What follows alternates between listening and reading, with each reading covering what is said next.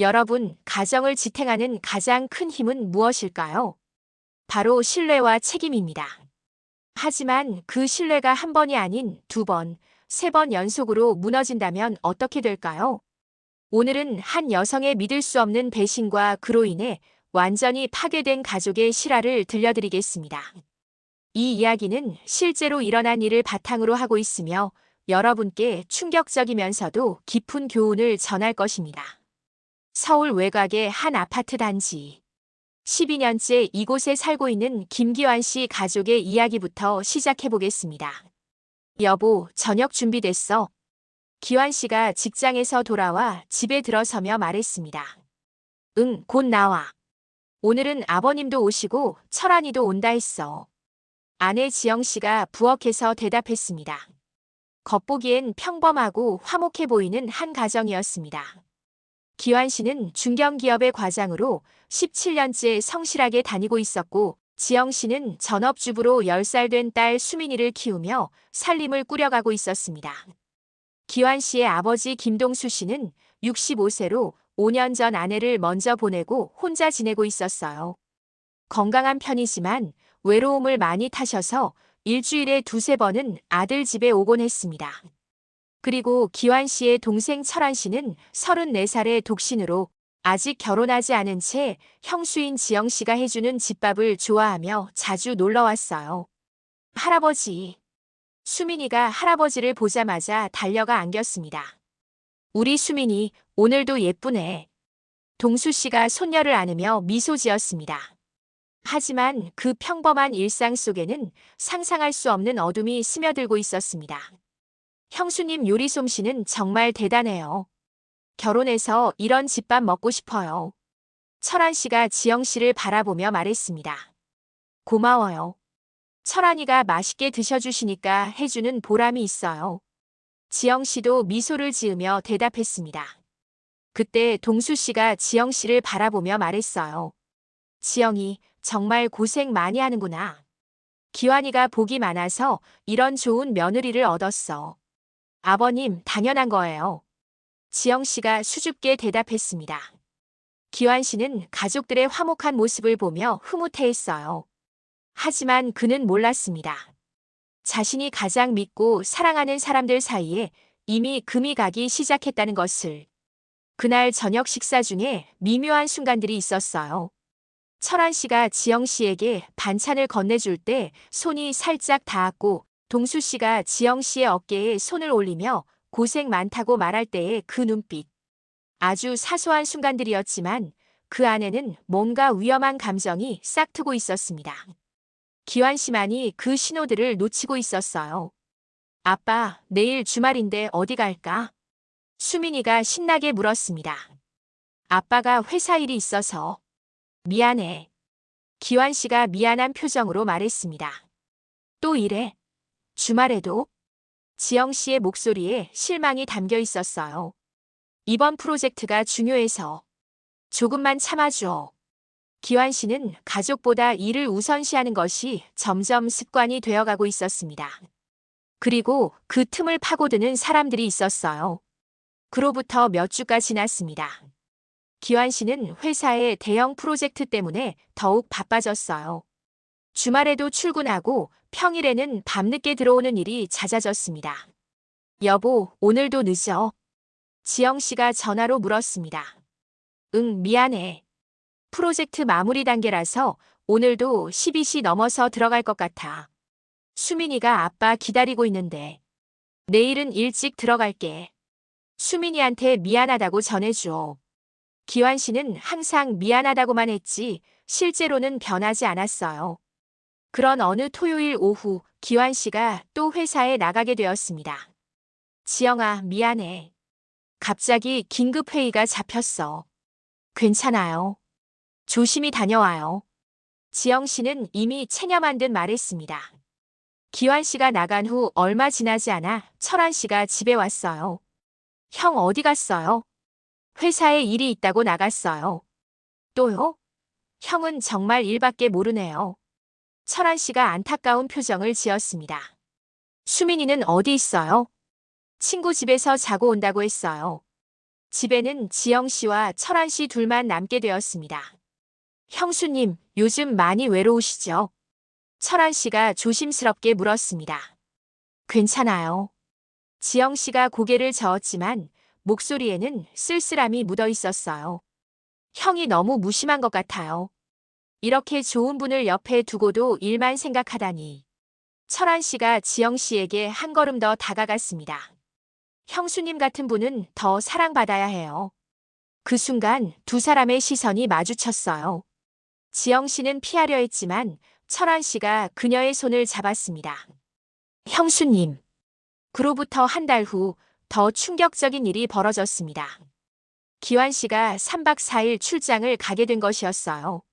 지영아, 부산 출장 간다. 며칠 좀 집 비울게. 알겠어요.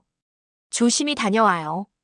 지영 씨는 이미 철한 씨와의 관계가 시작된 후였어요.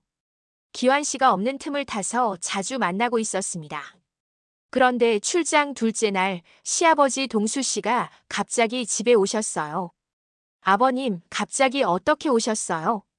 기환이가 출장 갔다고 해서 며느리랑 손녀가 걱정되어서 왔지. 괜찮은데요. 걱정하지 마세요. 혼자 있으면 무서울 텐데. 내가 며칠 있어주마. 동수 씨는 그날부터 며느리 집에서 지내기로 했어요. 첫날 밤 수민이가 잠든 후 거실에서 동수 씨와 지영 씨가 대화를 나누고 있었어요. 지영아, 기환이가 요즘 일만 하느라 너를 많이 신경 못 써주지. 괜찮아요, 아버님. 아니야. 남편이 그러면 안 되는 거야. 여자는 관심과 사랑을 받아야 해. 동수 씨의 목소리에 이상한 느낌이 담겨 있었어요. 며느리가 이렇게 예쁘고 착한데 기환이가 복을 모르는구나. 동수 씨가 지영 씨의 어깨에 손을 올렸습니다. 아버님. 지영 씨가 당황했지만 동수 씨는 멈추지 않았어요. 지영아, 넌 너무 착해. 이런 대우를 받을 사람이 아닌데. 그날 밤 상상할 수 없는 일이 벌어졌습니다. 이제 지영 씨는 남편 기환 씨를 두고 시동생 철한 씨와 시아버지 동수 씨 두 사람과 동시에 관계를 맺고 있었어요. 철한 씨는 형수와의 관계를, 동수 씨는 며느리와의 관계를 각각 비밀로 하고 있었습니다. 지영 씨는 이 모든 상황이 통제를 벗어나고 있다는 것을 알면서도 멈출 수 없었어요. 이건 너무 위험해. 지영 씨가 혼자 중얼거렸지만 이미 돌이킬 수 없는 선을 여러 번 넘은 상태였습니다. 기환 씨는 여전히 아무것도 모른 채 일에만 매달려 있었어요. 여보, 출장 잘 다녀왔어? 응, 아버지는 잘 계셨어. 네, 아버님이 많이 도와주셨어요. 지영 씨가 거짓말을 했습니다. 그런데 더 큰 문제가 생겼어요. 철한 씨와 동수 씨가 각각 지영 씨를 독점하려고 하기 시작한 것이었습니다. 형수님, 아버지가 요즘 자주 오시는 것 같은데. 철한 씨가 질투심을 드러냈습니다. 지영아, 철한이가 요즘 집에 자주 오는 것 같던데. 동수 씨도 의심하기 시작했어요. 지영 씨는 두 사람 사이에 끼어서 점점 더 어려운 상황에 처하게 되었습니다. 그리고 무엇보다 두려운 것은 언젠가는 이 모든 것이 기환 씨에게 들킬 수도 있다는 것이었어요. 석 달이 흐른 어느 일요일이었습니다. 온 가족이 모여서 저녁을 먹고 있었어요. 기환 씨, 지영 씨, 수민이, 그리고 동수 씨와 철한 씨까지. 겉보기에는 화목한 가족의 모습이었지만 실제로는 긴장감이 팽팽히 감돌고 있었습니다. 지영아, 반찬 좀 더 줄래? 동수 씨가 지영 씨에게 말하면서 의미심장한 눈빛을 보냈어요. 형수님, 물 좀 더 주실래요? 철한 씨도 지영 씨를 부르며 손을 살짝 터치했습니다. 지영 씨는 두 사람의 눈치를 보느라 불안해했어요. 여보, 왜 그렇게 불안해 보여? 어디 아픈 거야? 기환 씨가 아내의 이상한 모습을 눈치채기 시작했습니다. 아니에요, 괜찮아요. 지영 씨가 서둘러 부인했어요. 그때 철한 씨의 핸드폰에서 문자 소리가 났습니다. 지영 씨의 얼굴이 창백해졌어요. 혹시 자신이 보낸 메시지가 아닐까 하는 불안감 때문이었습니다. 다행히 철한 씨가 재빨리 핸드폰을 확인하고 넘어갔지만 지영 씨의 심장은 쿵쾅거렸어요. 요즘 다들 핸드폰만 보네.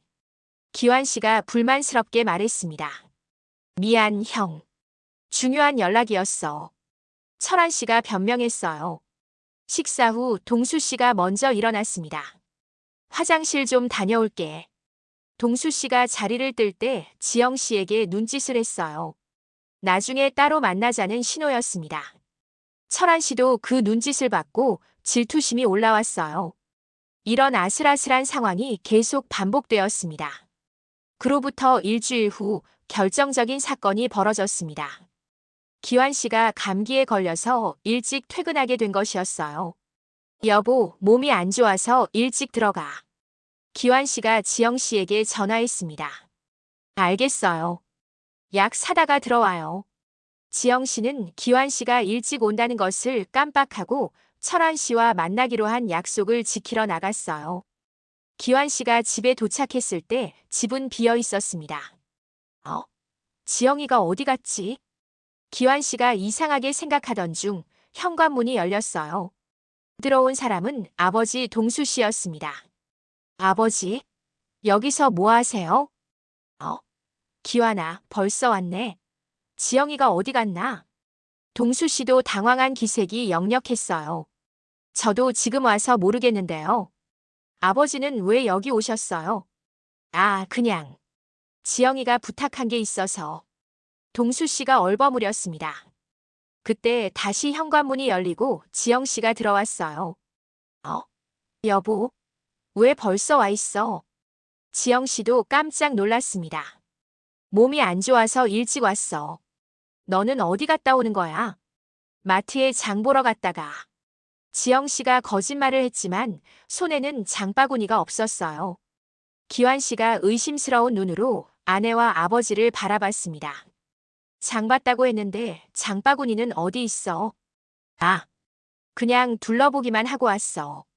지영 씨의 변명이 점점 이상해졌어요.